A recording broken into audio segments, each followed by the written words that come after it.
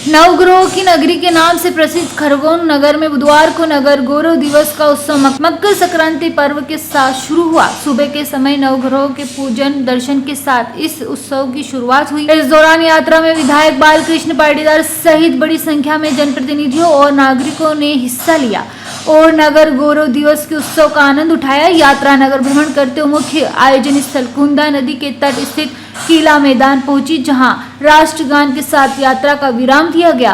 गौरव दिवस के अवसर पर कुंदा नदी के तट को भव्य रूप से सजाया गया। रात के समय यहां के घाट दूधिया रोशनी से जगमगा उठे, जबकि कुंदा नदी में लगाए गए फुहारे भी दर्शकों का आकर्षण का केंद्र बने हुए थे। आज शाम करीब 7 बजे कुंदा नदी किनारे गणेश मंदिर के सामने दीपदान एवं महाआरती का आयोजन किया जाएगा, जिसके साथ ही भव्य और रंगारंग आतिशबाजी का भी आनंद लिया जाएगा। इसके बाद नगर गौरव दिवस के 2 दिवसीय आयोजनों की शुरुआत सांस्कृतिक कार्यक्रम के साथ।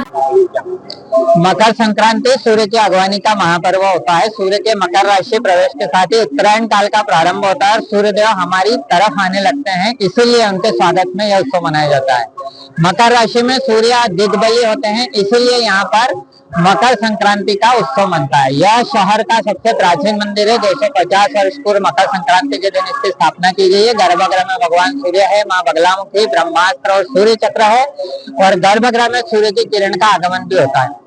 आज के दिन ब्रह्म मुहूर्त में भगवान सूर्यदेव, माँ बगलामुखी और यंत्रराज ब्रह्मास्त्र का महाअभिषेक किया जाता है और सूर्योदय के समय भगवान के महाआरती होती है, जिसमें 551 किलो तिल गुड़ के मोदक की महाप्रसादी का भोग लगता है। आज के दिन यहाँ पर दर्शन करने से ग्रह दोषों की शांति होती है, क्योंकि भगवान सूर्य नारायण के प्रत्यर्थ लाल कपड़ा, गेहूं, गुड़, मसूर की दाल, इन चीजों का दान किया जाता है, जिससे वर्ष भर के लिए हमें नवग्रह की कृपा और आशीर्वाद मिलता है।